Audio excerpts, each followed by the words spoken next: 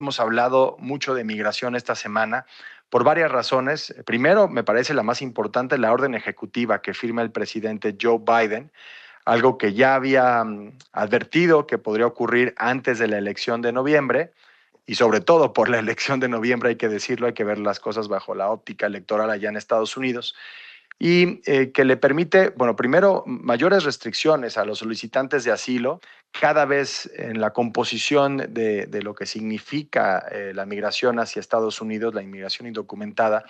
La llegada de solicitantes de asilo es mucho más importante que la de los migrantes en el sentido más tradicional, más económico de la palabra.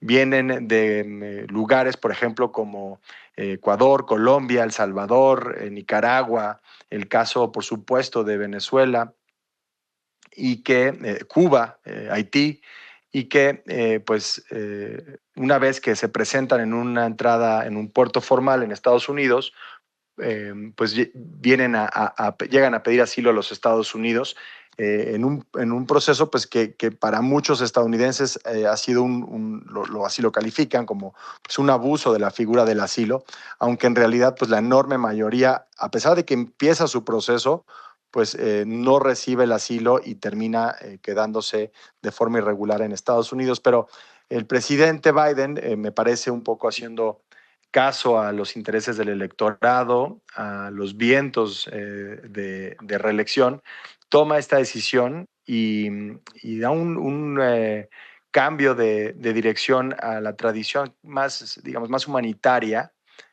más compasiva que habíamos visto de parte de administraciones demócratas en el pasado, al menos en lo que se refiere al flujo migratorio, porque sabemos pues, Barack Obama deportó a muchos más migrantes que el propio Donald Trump.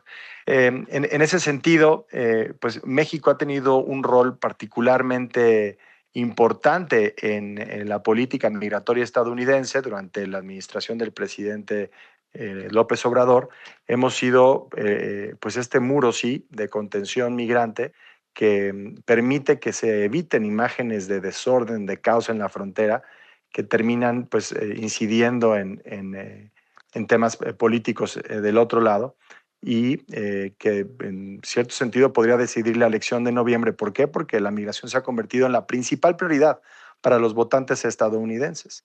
De ese tamaño es el tema ya y de ese tamaño la importancia que ha tenido México en esta política, pues no migratoria, no fronteriza, ya diría yo, política doméstica en Estados Unidos, con toda una serie de implicaciones de las que podemos hablar. Pero en ese contexto, en ese endurecimiento de la política migratoria, es que hemos vivido episodios aquí en México como el de la estación migratoria de Juárez, como el arresto, el acoso de los migrantes a su paso por México. La enorme mayoría lo que quieren es llegar a la frontera, y ni se diga pues lo que esto significa en términos de los que regresan a México una vez que llegan a Estados Unidos, son rechazados, tienen que permanecer en México y quedan pues en manos de todo lo que conocemos: extorsión, secuestro, violación, incluso asesinatos, ¿no? Entonces, ampliamente documentados, hay que decirlo.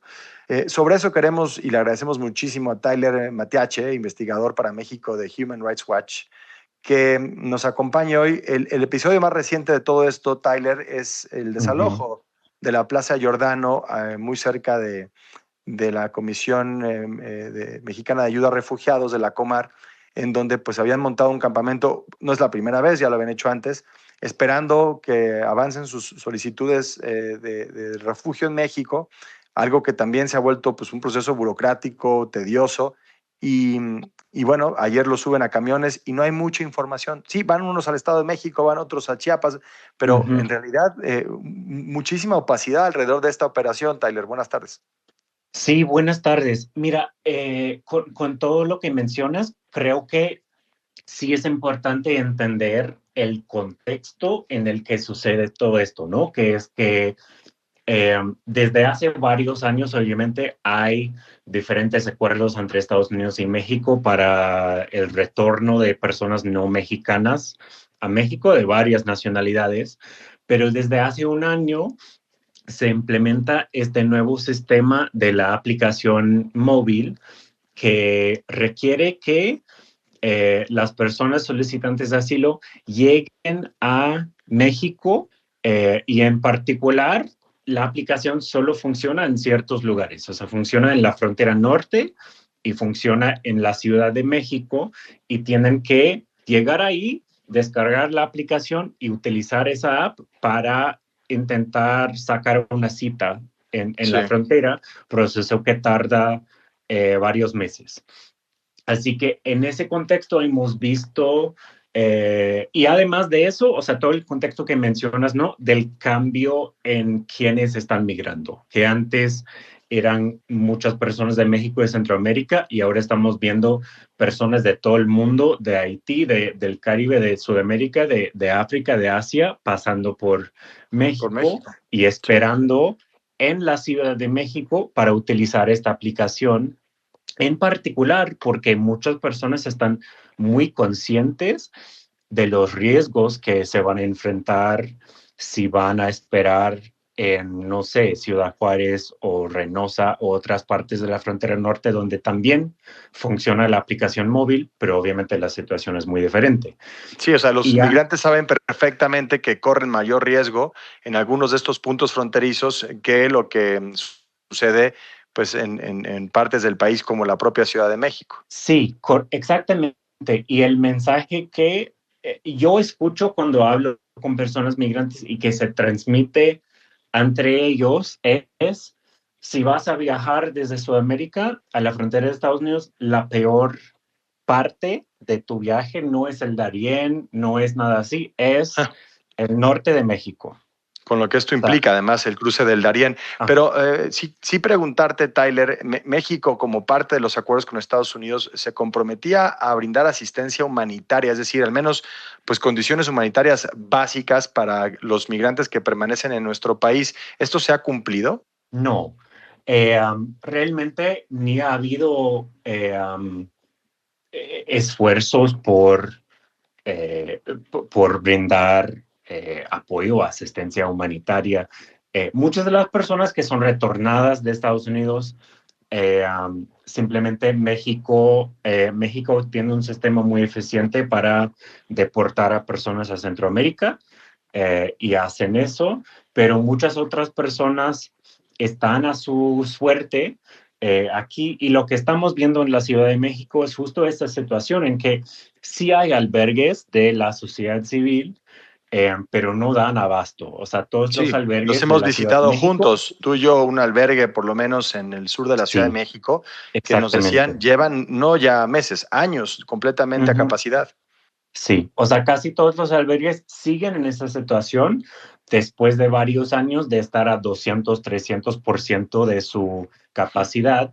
Y lo que estamos viendo son personas que quieren hacer o quieren solicitar asilo en México o quieren llegar a Estados Unidos, que es importante mencionar, hay muchas personas que perfectamente estarían contentos con tener residencia en México y quedar aquí, pero se les hace muy difícil ese proceso y aún más cuando ni pueden alcanzar lo básico de dónde quedar mientras esperan sus Sí. solicitudes. Eh, Tyler, hablaba de que se ha documentado ampliamente el efecto del crimen en Uh-huh. estos migrantes, cientos de denuncias de delitos. Ustedes desde Human Rights Watch, ¿qué es lo que han podido también documentar?